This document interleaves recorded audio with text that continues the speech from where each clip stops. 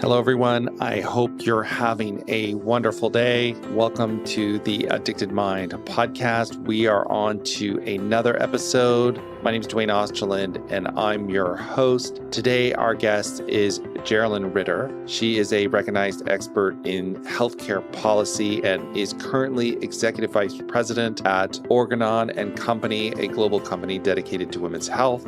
Geralyn received her undergraduate degree from Duke University, her law degree from Stanford University, and her master's degree from Johns Hopkins. She is on the board of directors of several nonprofit organizations and chairs the Patient Family Advisory Committee at the hospital that saved her life. And that's what we're going to talk about today. Geralyn barely survived a deadly train derailment in 2015 that killed 8 people. And as I say in the podcast, I remember seeing that on the news and how horrific it was. And she survived. She endured a long and agonizing recovery, requiring extensive pain management support, and had to go through the difficult process of weaning off the strongest opioid medications on the market. And she published her book last year entitled Bone by Bone, a memoir of trauma and healing that she hopes will help other trauma survivors reclaim their lives. She is a frequent public speaker and author of multiple articles on trauma recovery, personal professional resilience, women's health, and other topics. So today, Geralyn is going to share her story of really resilience and how she had to cope and how she had to use some of the strongest opioid medications on the market, like fentanyl, to survive. So she's going to share her story, her process, from not being able to move to being able to reclaim her life and all the parts in between. It really does speak to the human spirit and the importance of balancing our drive forward with acceptance. So I hope you get a lot out of Geralyn's story. And if you're getting a lot out of The Addicted Mind, please rate and review us in iTunes. That really does help. Thank you for all the people who have done that. Just really appreciate it. It means a lot to me. And check us out on Instagram at Addicted Mind Podcast. All right, everyone, stay tuned for this episode. Hello, everyone. Welcome to the Addicted Mind Podcast. I have a wonderful guest today, Geralyn Ritter, who is author of Bone by Bone. And she is going to talk about her experience with some pretty intense trauma, both physically and mentally. And I'm just going to jump in and have you just start to share this story because I don't want to say anything before we start. I just want you to share it because it's a pretty amazing story. Well, thank you. I really appreciate the opportunity to be here to speak with your listeners. My story, this part of my story, it starts on a really ordinary day. I'm an expert in healthcare public policy. I work for a large company, and I was taking a train down to Washington, D.C. from my home in the Northeast, just like I had done practically every week for years. And that was May 12th, 2015. I took the train down to D.C., attended the meetings I needed to, got back on the train, and was headed north and just passed Philadelphia when the train derailed. And it derailed going around a curve at 106 miles an hour. That curve was meant for a maximum of 50. 8 people tragically lost their lives that night, and hundreds were injured. The first car that I was riding in the pictures afterward taken at the scene, it doesn't even look like a rail car. The rest of the train looks like train cars tipped over, but the first car just looks like a debris field or maybe a tin can that somebody had, pushed together and twisted. You can see the big wheels, but other than that, it's just debris. And that's where many of the fatalities were. Unfortunately, it's also the car that I was riding in. And I was critically injured. I was not expected to live. According to the NTSB, the government, the National Transportation Safety Board, does investigations of major mass disasters like this, and they actually rate injuries of the deceased and the survivors, and kind of an odd thing, but technically I was the most injured person by a lot who did not pass, but my family was told that I likely would. I was a Jane Doe for about 12 hours. Nobody knew who I was, where I was. And when my family did finally find me the next morning in intensive care, just having come out of surgery, they were told that they needed to gather my parents, gather my siblings to say goodbye. Oh my gosh. And when I got your book and everything, I remember this on the news. I remember the devastation of it. And it took me a second to put the pieces together again and go, wait a minute. And I remember just seeing that on the news. And the devastation was intense. It was, wow. It was really crazy. It's just something you don't think about, unfortunately. In the years since then, a big derailment in Amtrak was just in India was just in the news.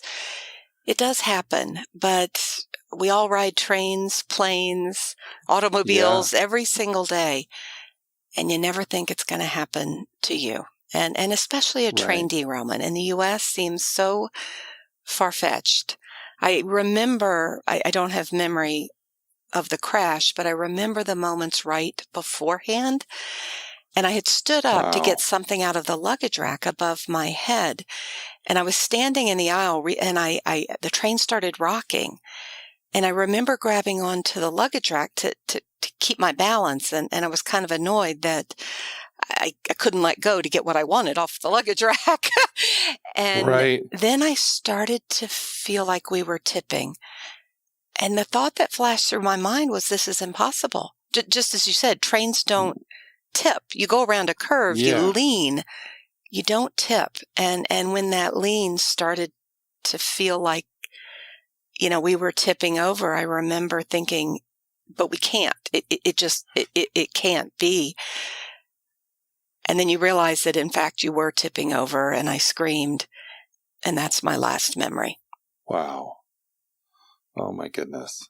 I've had people, experts, emergency workers tell me that, or hypothesize that perhaps because I was standing in the middle of the train, braced literally with my arms over my head, hanging onto the luggage rack, maybe perhaps that was the reason I survived. We'll never know, of course, but I'm enormously grateful. Yeah.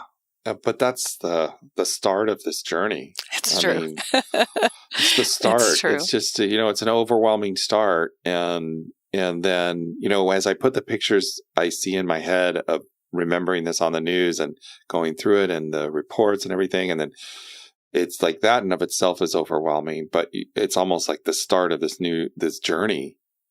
It really is. Start to and that was something that I think you don't appreciate until you go through it. Trauma's not that one-time event, and it took me quite a while to really grapple with and accept what a change this meant for my life. I was, as I mentioned, very severely injured. Couldn't breathe on my own for quite a while. I was immobilized in the hospital on a ventilator. In traction. My neck was broken. My lower back was broken. My stomach had been found up beside my heart. My intestines were in my armpit. All of my internal organs were lacerated, ruptured, displaced. And then my rib cage, my surgeon described it as having been annihilated. The left side of my chest was just crushed. And my pelvis was broken in half. The right side was not connected to the left side. In all of those injuries, the flail chest, the what they call an open pelvic ring fracture, the ruptured diaphragm, the destroyed spleen, taken alone, all of those injuries have a pretty high mortality rate. But altogether, I had one trauma surgeon tell me, you're a unicorn, right? And I You're a said, well, unicorn. this was much later as I was doing a presentation and standing on 2 feet. And he said he just shook his head. But I was under this impression you're trying to be grateful I did live. Nobody could explain why I didn't have a major brain injury and I wasn't paralyzed. I had one surgeon tell me, I have no medical explanation for how your body could have absorbed that much force to do what it did to your bones, to do what it did to your organs, and you don't have a massive brain injury. He said, I don't know how that is possible. But in my mind, we were just grateful. I was going to live. I would, maybe have some issues, but I'm thinking, okay, well, I'll get off this ventilator in 6 weeks, the bones will heal and I'll be back, which was crazy unrealistic. And what was that like? Like, I'm wondering the moment you kind of wake up and kind of realize you're here and you're in this hospital, and I'm just wondering what that was like. Like, it was so strange because, I was immobilized with all the skeletal injuries and intraction. So, you can't move. And because I was on the ventilator, I couldn't speak. So I was very disoriented. I was confused. that was about 3 days after I'd been in the hospital, I started to regain consciousness, and I'd had several marathon surgeries at that point. And I remember seeing one of my brothers, which was very confusing because he lives on the other side of the country. So you don't know where you are. You don't know what's happened. Somebody who's not supposed to be there is there. And I couldn't speak. And he whispered, he said, "Sis, there's been an accident. You can't talk. Blink once if you can hear me." And I kept trying to say something, and he just kept saying, "Blink once if you can hear me." And finally I blinked once, and they knew I was in there. But all I can describe is just feeling overwhelmingly confused. I couldn't make it make sense. And gradually my family tried to, there's been an accident. You're in the hospital. Blink once if you, all of that. It was incredibly slow realization that this was real. This was not a dream. And I had no idea what was next. I had no control over what was next. That loss of agency, you're in there and you can't move, you can't talk, but you're hot or your foot itches or you're, it was. So I went from being confused to being really frustrated. And I would imagine because you're also, your life before, you're an executive, you're working, you're doing all these amazing things, you're traveling, you're taking meetings, you've got 3 kids you're taking care of, Exactly. I mean, you're this person that's going, and then all of a sudden to come to this space where it's confusing, you don't have agency. Nothing.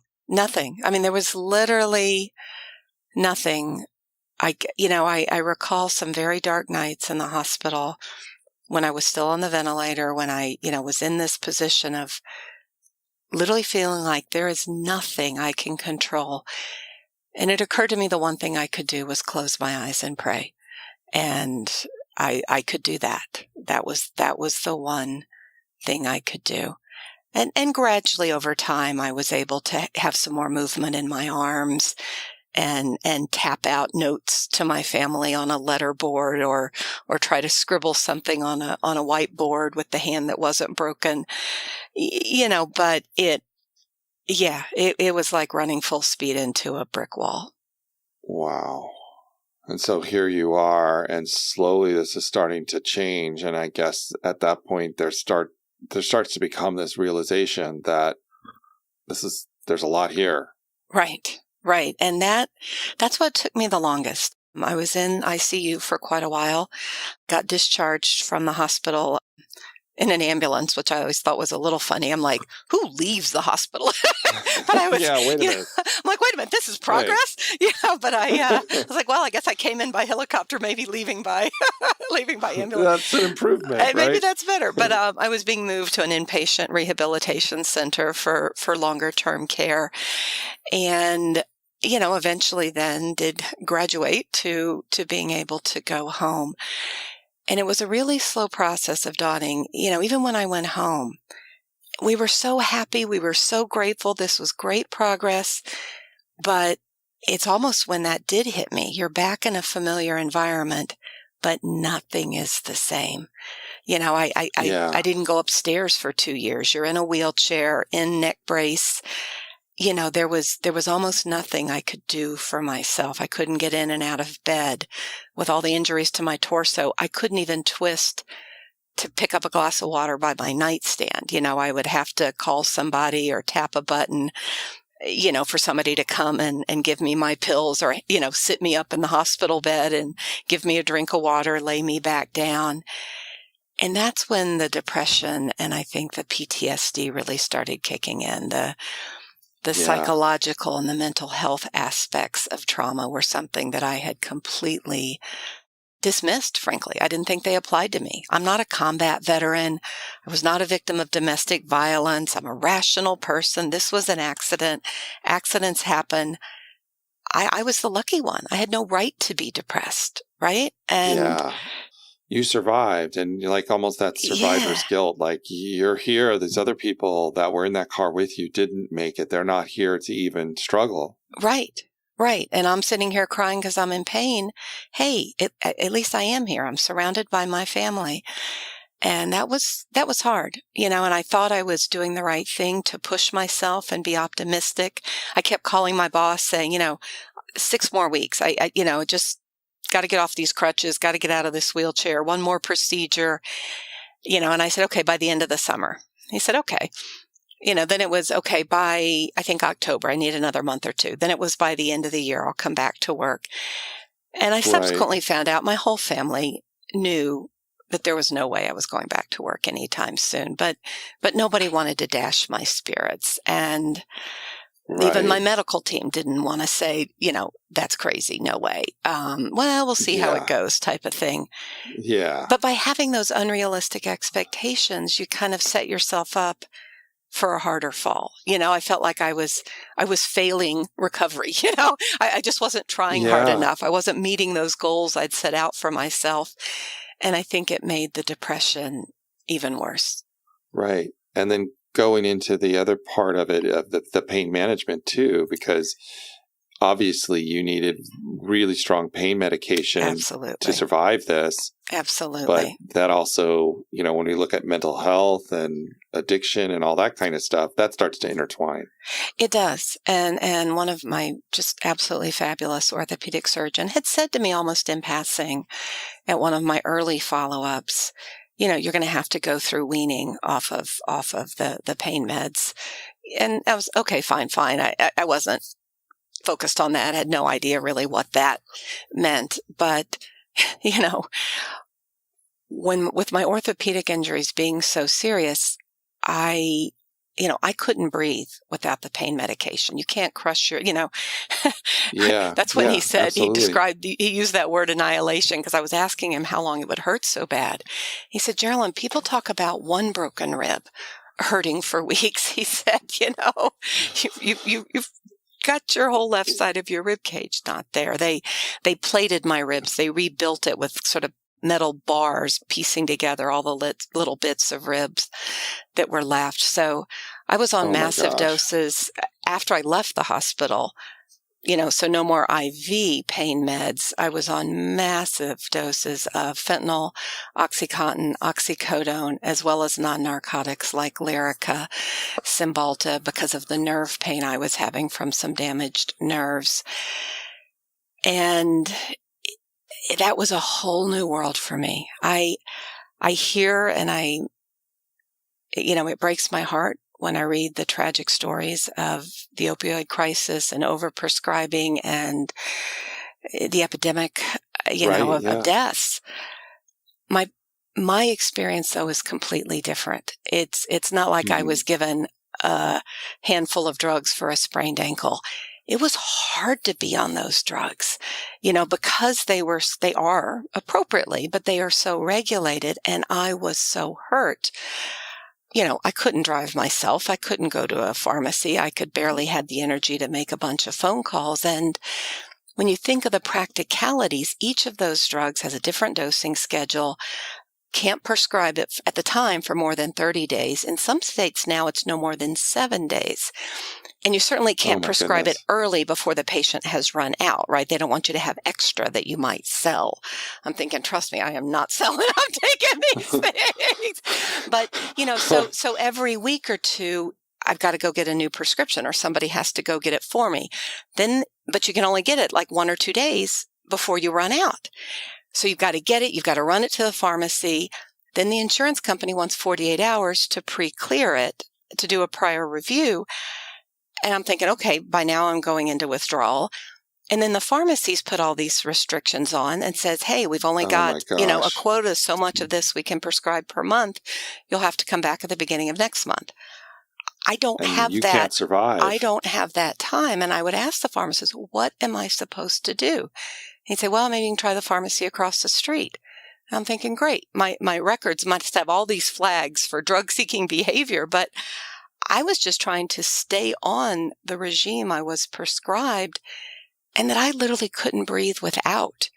So it was tough. It was very tough. The side effects were terribly unpleasant, but I needed that relief. I'm quite sure I would not have made it through those first few months without it. I don't use the word suicidal lightly, but I was enormously depressed and in enormous pain, even with all of the medication I was receiving. So it was a good 6 months before we decided I was ready to start weaning off the strongest drug, off the fentanyl. And I did it under medical supervision. We did it very slowly, but that was a whole nother leg of the journey. Wow. Yeah. So what about I'm just thinking, so you're in all this physical pain, right? Yep. These drugs are in a way keeping you alive. I Absolutely.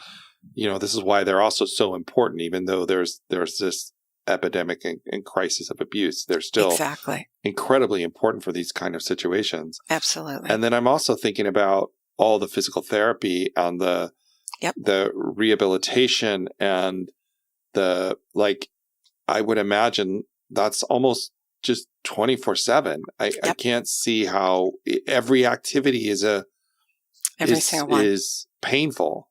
Yep. Yeah, I was in physical therapy 5 days a week for quite some time.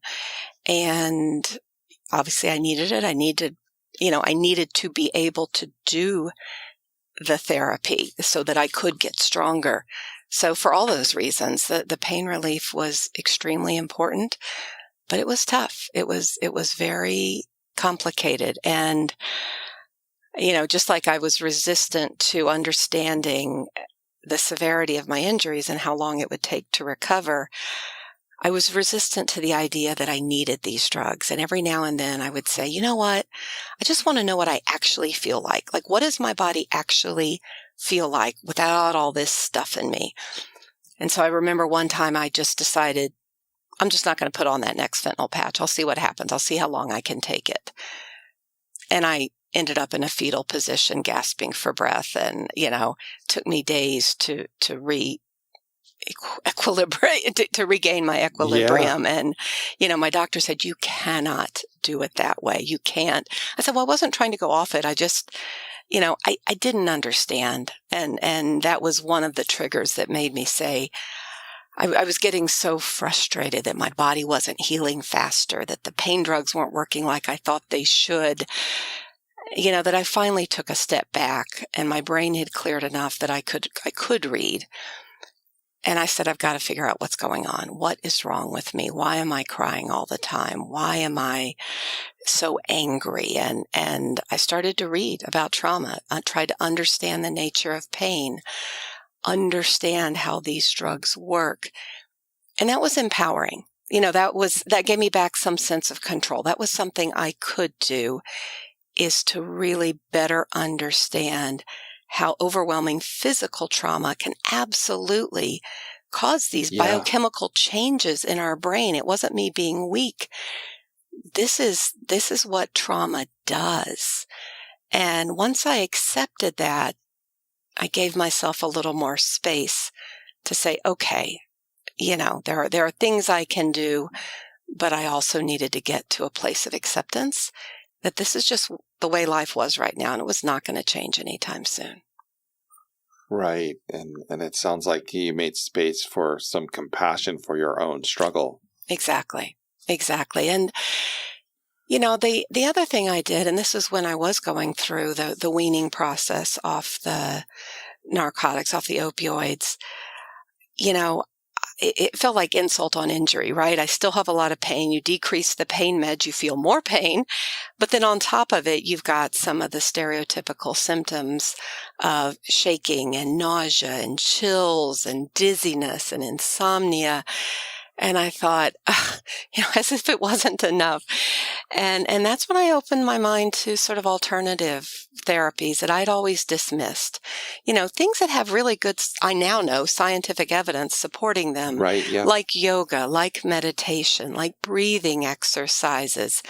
I was the kind of person that always made fun of all that. I'm embarrassed to say. I was like, Right. That's yoga's for people that don't want to really sweat when they exercise. And I remember when I was I was pregnant with my first son, and I refused to go to those breathing classes. I told my husband I'd been breathing for 30 years. I thought I was quite well accomplished at it, and I was not going to spend my time going to birthing breathing classes. So, but when I'm in pain, it's been 8 months since the accident. I'm weaning off the fentanyl. I'm sitting in my bathrobe staring, dazed at the wall. You say, okay, I've got to try something different. And those kinds of techniques did help me. It's gradual. Yeah. I still find it really boring, but it helps. It helps. It's kind of doing a different kind of physical therapy and rehab. Yeah, that connection, that mind-body connection, that sometimes we don't realize how powerful that connection is and how that influences how we experience the world, experience our own pain. Exactly. And stuff like that. By being able to change that, we can change that physical experience as well, which is pretty profound. It is. One question I was kind of thinking about, as you're coming off of these really powerful opioids, right? Mm-hmm. How did that impact your mood? Did you find that there was a desire to continue them? Some people who, are addicted, it's about getting out of that depression. It's about getting out of those feelings. And it sounds like it was different for you. It was, and I don't have I'll probably never really know why. You can't be on the dosages I was on for the length of time I was on it and not become physically dependent. Your body becomes accustomed to them. Right. But different people have experiences with whether they are truly addicted in terms of having the cravings for the drugs. I would feel when the fentanyl was starting to wear off, it was a 3-day patch, and day 3 felt very different than day 1 and day 2. I was very in tune with my body, but I never felt that craving. I never felt the remotest high or euphoria on the drugs. I had none of that. And I never didn't want to get off of them, but I did have to, after several false starts, to try to just stop taking them or not really following the doctor's advice on how quickly I needed to wean off. I had to reset and say, okay, I've got to do this the right way or I'm not going to be successful. It's going to be too overwhelming. And it was way slower than I would have liked. And once again, I'm on the phone with my boss, oops, sorry, going to be another month or 2, Right. And, that was frustrating, but it was part of that slow acceptance of I maintained the optimism that I was going to get better. I did not lose hope. But I also had to accept that it was not going to be on my schedule, and it wasn't going to be anywhere near as quick as I wanted or had foolishly expected.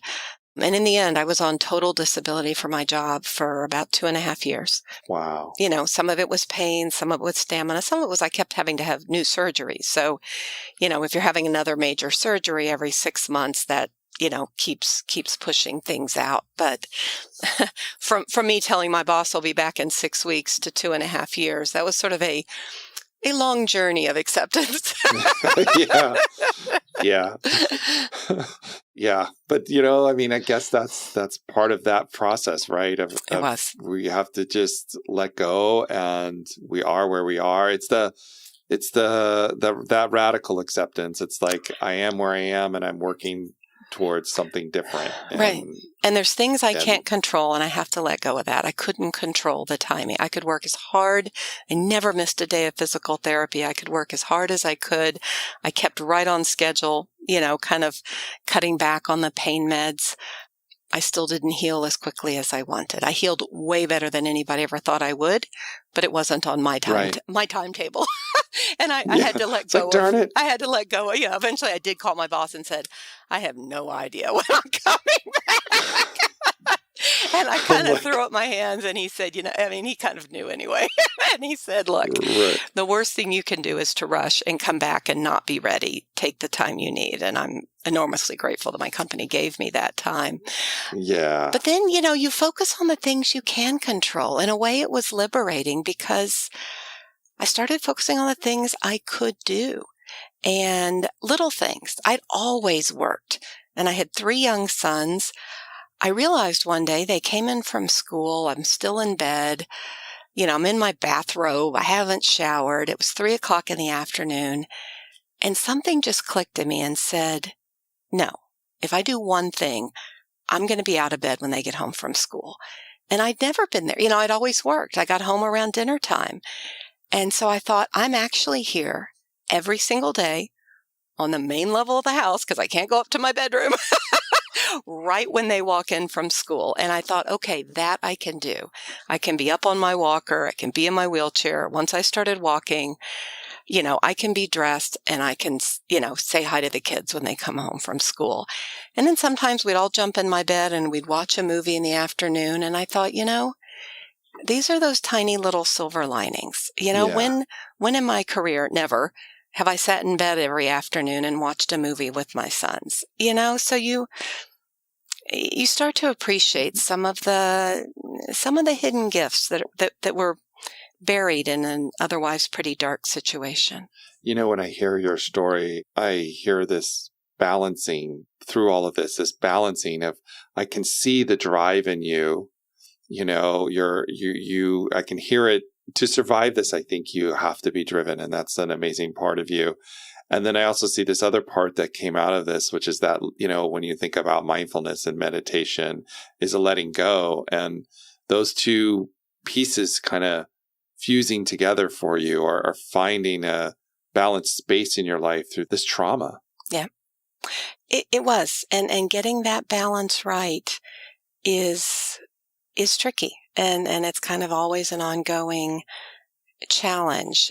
I'll never be as healthy as I was. I'll always be sort of medically vulnerable. It seems like some issue pops up every year that, at this point, I feel like the diagnosis is you're just you, because it's something different and wacky all the time, Right, but I do work full time. I travel, I've seen my kids' graduations. It's okay. That's amazing. It's okay. And I wrote my book kind of back to that theme of this is something I can do. And I donate everything that comes in from the book to the American Trauma Society or other societies that help trauma survivors. I don't want to make a dime off of this, but if somebody else out there has their own train wreck, metaphorically, because we all go through something, right? A diagnosis, a divorce, a child who's struggling. We all go through something. And if somebody can take one thing, from it, or a piece of hope or something that worked for me, then it helps me make peace with the accident, that it wasn't just this black hole in my life. You've done something with the experience. And that helps me make peace with it as well. Yeah. And just for our listeners, the title of the book is Bone by Bone, a memoir of trauma and healing. It's such a great book. And what made you decide, I understand, to be able to give that back, but to start to put this on paper and to write about it and to put it out there into the world?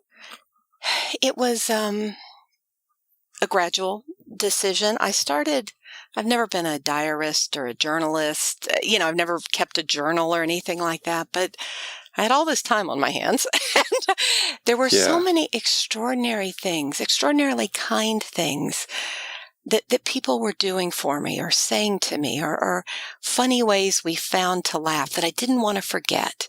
And I started writing things down, and I was constantly going back to the doctor, and they would ask me, how much did this hurt or that hurt? And so I was also sort of trying to track symptoms or things I needed to remember. I had 11 different specialists. I mean, gastro, urology, orthopedics, neurology, pulmonary, vascular. I had a doctor for everything. That's why they call it polytrauma, So Yeah. either just keeping notes of things my kids said or kindnesses I wanted to recognize or symptoms. So I started writing. And at one point, one of my mentors at my job, just a man I consider an extraordinary leader, I was talking to him. I'd gone in just to visit, and he said, you have to write a book. And I said, I don't want to seem like I'm somehow glorifying the accident or taking credit for surviving. And he said, no, you're looking at it all wrong. Use this experience and do something with it. You can help other people. Yeah. And that's where I thought, okay, that was the reframing that I needed. And that was when I started in earnest saying, okay, well, and I just thought, I'm not doing this to make money. I'll put it out there. And if nobody needs it, great. Nobody needs it. but you put the story out into the world, and if it helps someone, fantastic. So that was kind of the attitude that I started with. Well, it's such a story of resiliency. Thank you. Like I think any of us, when we're in our darkest moments, when we have someone else who can share us a story of hope. Yeah. Sometimes that's just what we need to show us resilience. Yeah, it's true. And that was another kind of thing that pushed me to write it. I started reading all of the memoirs I could find around trauma, and there aren't that many. And some of them were very good. Others I found very superficial. I was hurt, and then I was so strong, and now I'm great. It's a lonely experience, and I had lots of people that loved me, surrounding me, wanting to help, a great network of friends, but nobody can really understand. And I wanted to write the book that I was looking for, that was kind of unvarnished, raw.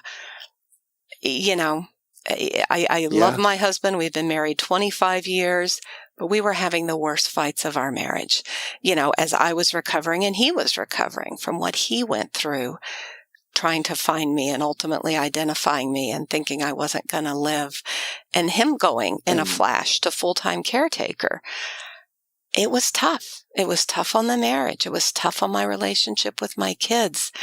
I wanted to put all that out there because that was real. Yeah. Yeah. The reality of it, like you have to look at those parts and all of those pieces. And yes, there's the part of overcoming, but then there's the reality of it that puts that together, and we got to see it all. Yeah. And if you gloss over the tough parts, you're doing people a disservice. Yeah. And that was, absolutely, what I wanted to avoid, of course. Well, Geralyn, thank you so much for sharing your story. Before we end, I always like to ask every guest just one question. And maybe someone out there is struggling, maybe they're in trauma, and you could tell them one thing, one message. What would you want them to know? I would tell them to give themselves time. We are so impatient. We are so hard on ourselves. And time doesn't heal everything, right? But give yourself the time, the space to try new things, to experiment, give your love time to heal, with those around you, accepting that healing takes time. And if you can do that, I think that's where the optimism lives. Oh, thank you so much. Where can people find you? Absolutely. I have a website. I have an author's website. It's my name, GeralynRitter.com. Very straightforward. GeralynRitter. ritter.com. The book, you can order the book directly, save on shipping costs and that sort of thing at bonebybonebook.com. It's also available on Amazon, Barnes & Noble, the usual sites. I have a discussion guide I've posted on the website, and I'm active on LinkedIn, Facebook, and other social media. So please look me up. I'd love to hear from you. Oh, thank you so much. I'll put all the links at theaddictedmind.com as well, so people can check it out there. Terrific. Thanks again for just coming on and sharing your story. It was an honor. It was a real honor. Thank you very much. All right, everyone. Thank you for listening to the Addicted Mind podcast. As usual, all the show notes will be at theaddictedmind.com, so you can check those out there and get links to Geralyn's book, Bone by Bone. It's a great story. And if you've enjoyed this episode, share it with a friend. And don't forget, click the subscribe button. All right, everyone, have a wonderful day, and I'll talk to you on the next episode.